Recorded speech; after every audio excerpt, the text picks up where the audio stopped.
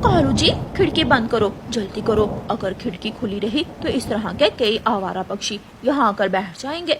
मेरी मदद करें, मैं बिछड़ गया हूँ, मैं अपने मम्मा पापा से बिछड़ गया हूँ। प्लीज मुझे मेरे घर तक छोड़ने में मेरी मदद करें। लेकिन कालू कौवा खिड़की के पास जाता है। अपना पंख पीछे करो, खिड़की में आकर कट जाएगा। डरता हुआ मिंटू अपना पंख पीछे करता है और कालू कौवा जोर से अपने घर की खिड़की बंद कर लेता है। बेआसरा मिंटू फिर से उड़ता है और इस बार वो एक चिड़िया के घर की खिड़की में जाकर बैठ जाता है। चिड़िया अपने दो छोटे छोटे बच्चों के साथ अपने घर में बैठी हुई थी। आंटी, मैं बारिश में भीग रहा हूँ, मेरी मदद करें। मम्मा, वहाँ खिड़की में कोई है। मम्मा चिड़िया खिड़की के पास आती है। बेटा, क्या भूख लगी है? दाना लेना है?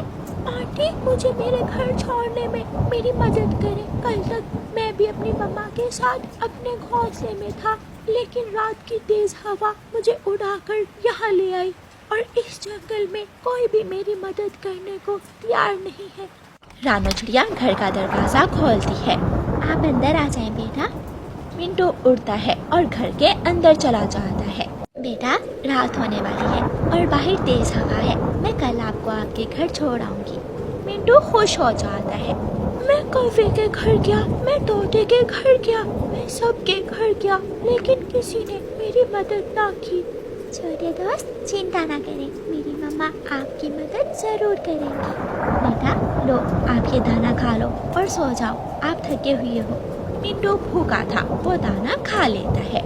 आपका घर कहाँ है? मेरा घर, मेरे घर के पास एक लंबा सा पेड़ है जिस पर कोई पत्ता नहीं है और उस पेड़ के साथ लंबी लंबी रस्सियाँ हैं। ऐसा पेड़ तो मैंने आज तक नहीं देखा। मैंने भी मम्मा इस जंगल में तो कोई ऐसा लंबा सा पेड़ नहीं देखा जिस पर कोई पत्ता ना हो और लंबी लंबी रस्सियाँ हो। जो भी है हम कल देखेंगे।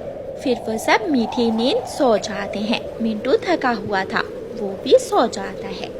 सुबह हो जाती है, लेकिन बारिश तो अभी तक नहीं रुकी थी। तेज बारिश में अपने घर से छाता लेकर मम्मा चिड़िया मिंटू को उसके घर छोड़ने जाती है। कबूतर भैया, ये छोटा बच्चा अपनी मम्मा से बिछड़ गया है, मुझे इसकी मदद करनी है, लेकिन मुझे समझ नहीं आ रही। जो जगह ये बता रहा है, मैंने तो वो जगह कभी नहीं देखी। बेटा, आपका घर कहाँ है?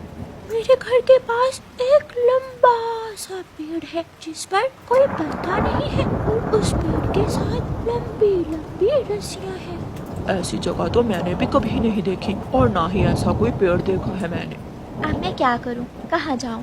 इस जंगल में बूढ़ी चिड़िया सब कुछ जानती है। आप बूढ़ी चिड़िया माँ के पास जाओ, वो भी आपको उस जगह के बारे में बता सकती है।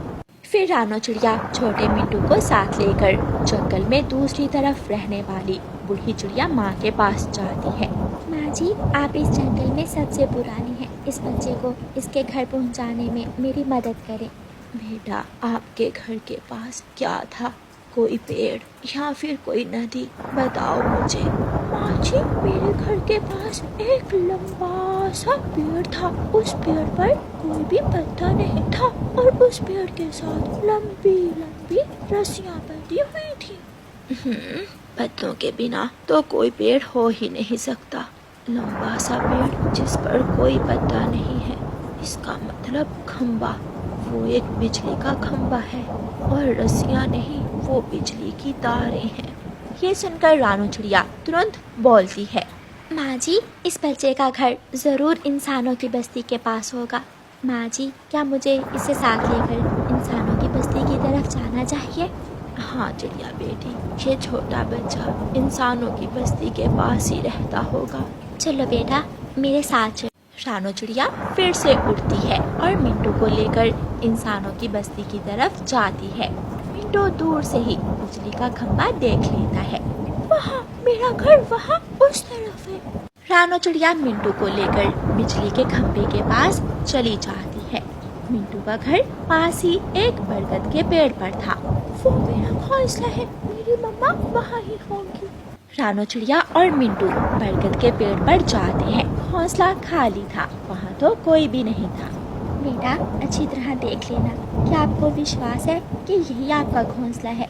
मुझे अच्छी तरह याद है, मैं इसी घोंसले में बैठा था जब तेज हवा मुझे उड़ा कर ले गई। फिर आपकी मम्मा कहाँ है? वही तो मैं देख रहा हूँ, मेरी मम्मा कहाँ है? हम यहाँ बैठकर इंतजार करते हैं, शायद आपकी मम्मा आपको ढूंढने गई होंगी। मिंटू की मम्मा मिंटू को ढूंढती हुई दूर चली गई थी। कालू कौवा और गोरी कौवी दाना लेने घर से निकलते हैं। गोरी, ऐसी बारिश में दाना मिलना बहुत मुश्किल है। हम वहाँ बैठ जाते हैं और जब बारिश रुकेगी तो दाना लेकर घर चले जाएंगे। कालू जी, बारिश 3 दिनों से बरस रही है, ये बारिश रुकने वाली नहीं है। कौवा और कौवी वहाँ बैठे हुए थे कि मिंटू की मम्मा वहाँ आ जाती है। भाई कौवे, मेरा बेटा कहीं खो गया है, उसका नाम मिंटू है, क्या आपने उसे कहीं देखा है? हाँ, वो कल रात हमारे घर की खिड़की में आकर बैठा था, लेकिन फिर चला गया। कहाँ? वो किस तरफ गया था? वो सामने एक चिड़िया का घर है, वो उस तरफ चला गया था। मिंटू की मम्मा को थोड़ा हौसला मिलता है और वो रानो चिड़िया के घर जाती है। आंटी, मिंटू आज रात हमारे घर में ही था, मेरी मम्मा उसे साथ लेकर उसका घर ढूंढने गई हुई है। बेटी, मैं कल से बहुत परेशान हूँ, मैं अपने बेटे को पास पास के सभी जंगलों में देख आई हूँ। आंटी, आप वापिस जाएं, मेरी मम्मा मिंटू को लेकर आपके घर पहुँच गई होंगी। मिंटू की मम्मा फिर से वापस घर जाती है। मिंटू अपनी मम्मा को दूर से ही देख लेता है। आंटी आंटी, वो देखें, मेरी मम्मा आ रही है। मिंटू की मम्मा घोंसले में पहुंच जाती है। मिंटू मेरे बच्चे, कहाँ चला गया था तू? मैंने कहाँ कहाँ नहीं ढूंढा अपने बेटे को। ये पहाड़ों वाले जंगल में पहुंच गया था, बहुत मुश्किल से इसके लंबे से पेड़ तक पहुंची हूँ मैं। शुक्रिया चिड़िया बहन, मेरे बेटे को मुझसे मिलवाने के लिए। मैं आपका ये एहसान कभी नहीं भूलूंगी। मिंटू बेटा, अब मैं चाहती हूँ, आपकी बहन गुड़िया मेरा इंतजार कर रही होगी। आंटी, जब बारिश रुकेगी तो मैं मम्मा के साथ गुड़िया से मिलने जरूर आऊंगा। फिर गुड़िया की मम्मा अपने घर चली जाती है और मिंटू अपनी मम्मा से मिल जाता है। ऐसे रानो चिड़िया एक बिछड़े हुए बच्चे को उसकी मम्मा से मिलाती है।